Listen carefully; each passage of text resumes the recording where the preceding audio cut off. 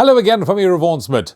Season's greetings to you and your loved ones from all of us here at Sure Thing. Trust you're having a nice, relaxing time and spending quality time with the family in between studying the cards and finding the winners for racing. On the weekend, we're of course at Hollywoodbets Kenilworth, where we have a 9-race program for the day, and the first race gets underway at 12:35.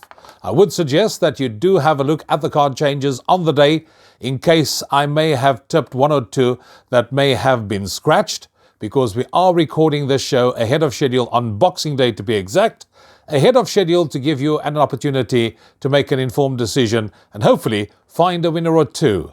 Your Hollywoodbet punter challenge selections, of course, need to be on 5 minutes before race 1. Make sure you take the bet slip. Very, very important, because I do think, and I do keep fingers crossed, that somebody, somewhere along the line during this festive season, will be able to pick all the winners and walk off with that big cash incentive prize. Right, let's have a look at the first race on the program. It's a maiden juvenile plate where just 8 runners will contest this 1,000-meter event, and I wrote here, Justin Snaith holds the key to the outcome of this race. In fact, it certainly wouldn't surprise me if he runs 1, 2, 3, 4 in race 1, because he has got strength in numbers. He's got the likes of number 2, So American, who should show marked improvement from first to second run. Number 3, Absolutely Yes, is an 800,000 Rand yearling. That one, if it's showing any work or signs of being anything, should be involved in the shake-up. Probably number 4, Music to the Night, will be the first choice selection, because Richard Fourie does take the ride for Justin Snaith, and this one showed promise on debut and should have come on with the benefit of that run. It ran, of course, in the Summer Coronation Plate first time out, which tells you that they do think highly of this individual. There's definitely more to come. And number 5, Blown Away, can of course improve as well, first run to second run. But besides Justin Snaith, I think Glenn Cotson also needs to be given a mention. He's got number 8, Good For You, who is running in race 1. I do think that this one's got a chance to possibly run into one of the placings. Slow on debut, stayed on when third. I think there's also improvement to come from number 8, Good For You. So how do we play the first? I'm going 4, 8, 2 and 5 in the opener. Moving on to race 2, which is the Cape B Stakes. Small field of just 7 to contest this 1,800-meter contest. And I was sort of thinking, do I go with a horse that probably will improve, or do we go with a horse that's going for the hat-trick? In the end, I decided to go with the same combination as I'm going with in the first and the second, and that's Justin Snaith and Richard Fourie. 7, Song to the Moon, is, in line for making it a hat-trick of wins. One it's lost to on the trot, raced up handy last time out. Form line of that race has been franked, and I do think will take a power of beating, because it does take on similar in this kind of company. The horse that I think will improve even further is number 6, Amikami, from the stable of Lucinda Woodruff. My goodness, how well is she not doing? She had a double, of course, on the weekend last week, and I do think that her stable's Reach vein of form can continue, because in fact I think there's one later on in the program that I do actually fancy as well. That one showed very good improvement last time out. The form line of that one has been frank. Third run after rest should be cherry ripe for the occasion, and probably the biggest danger to number 7, Song to the Moon. I'm also tossing in number 5, Give Me More Time, because this one is 3 kilos better off for a 5.15 length beating by number 7, Song to the Moon, last time out. So that one will be closer to the action. And then I wrote here 1 for the shortlist, number 2, Chalima. That's one I'm putting in for 4th. So 7, 6, 5 and 2, the numbers in race number 2. Moving along to race 3, which will be the opening leg of the place accumulator. It runs at 13:45. And when I had a look at race 3, I thought, do I go with this one? Number 1, Blind Ambition, lightly raced, stable of Shane Humby, has certainly shown good improvement last time out, despite finding a bit of traffic problems. Third run after rest, definitely the type of horse I would go for. But when I got to number 7, Sheets and Goggles, Alda de Meyer, Candace Bass Robinson, I thought I'm going to go with this one with a little bit more experience under the belt. Stayed on nicely in third last time out. Third run after rest should be cherry ripe. That's the one I think I'm going to side with, ahead of 1, Blind Ambition. For third, I'm going with 4, Miss Salt. I think this one will be up handy and staying on at the business end. And for fourth, with number 2, Beautiful Side, who I think can improve with the experience of the first run under the belt. So 7, 1, 4 and 2, the numbers in race number 3. Moving on to race 4 on the card, and race 4 is a maiden plate for 3 rolls to be run over 1,400 metres. Another small field of just 8 runners to contest the 4th race on the programme.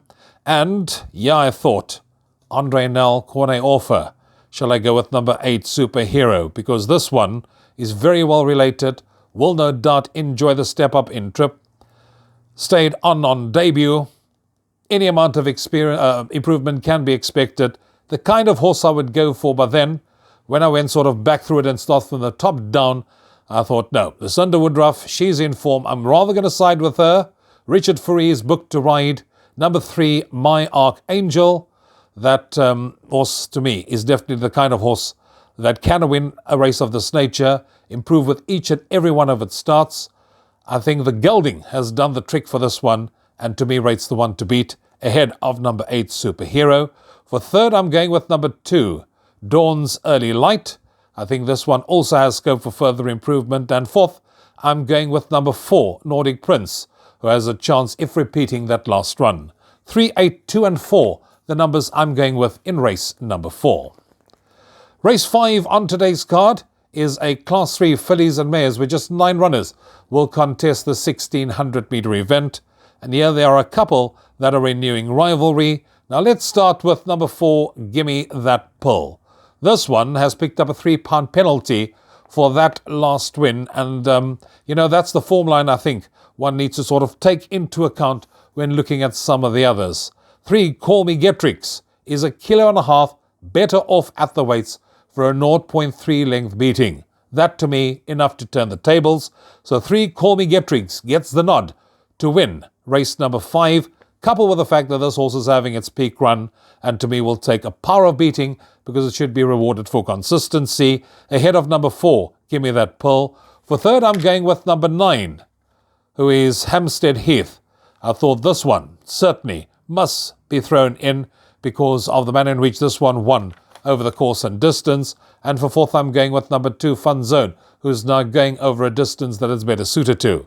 3, 4, 9 and 2, the numbers in race number 5. Race 6 on today's card is a Class 5, 11 runners to contest this 1,400 metre event. And I couldn't quite decide who to go with, because number 2, Sonama Warning, has been gelded and certainly can improve and run into the money. 4, King Viserys, that was a much improved last effort. Pit Buerta saddles this one. Then as we go further down the page, you get to number 8, Boundless Love. This one is a maiden. Look at that form, taking on winners. And this one can pop up in a race of this nature. William West is another one, I thought, not without a chance, from the stable of Justin Snaith. And 11, Lover's Lane, with just 54.5 kilos on the back. A repeat of that last run definitely must have a chance in a field like this. In the end, I decided, when in doubt, I'm going to side with the champion jockey and go with Richard Fourie, who's back on board. Number 4, King Viserys, because this one runs well for him. So that gets the nod ahead of 11, Lover's Lane, 8, Boundless Love, and number 2, Sonama Warning. Moving on to race 7 on the card, which is a Class 4, where 10 runners will contest this 1,400 metre event. And having looked at this up and down, deciding, do I go with Commanding? Do I go with Major Master? I decided to go with a horse I think will give us the best run for our money, and that's number 2, Caracou.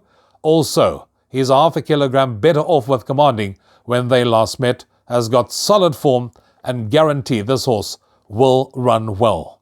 Second, I'm going with number 1, Major Master.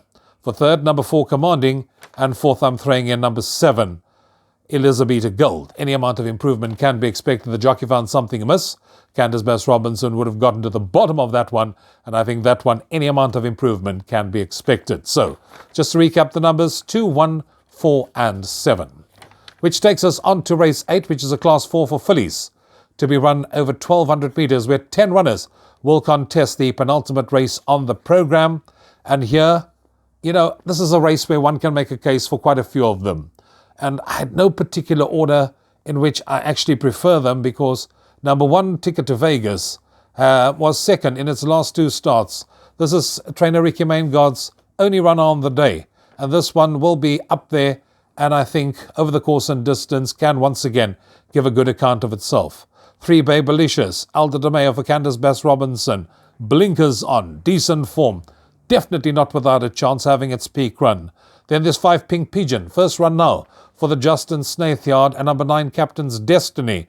This one's in very good form. Vaughan Marshall's only runner will be running on very strongly in the closing stages. So you see, there's a case that can be made for quite a few of them, 1, 3, 5, 9, in whatever order you prefer, but I do think you need to load up when you are playing those exotics.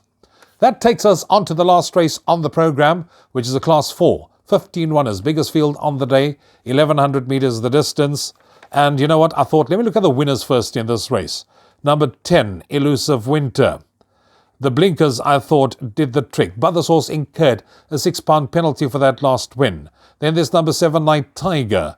Won last time out in Class 4 company, stays in Class 4 company, but he's having a second run after rest. I thought, let me look elsewhere, and in the end decided to go with number 3, Bluff on Bluff. This horse has got solid recent form.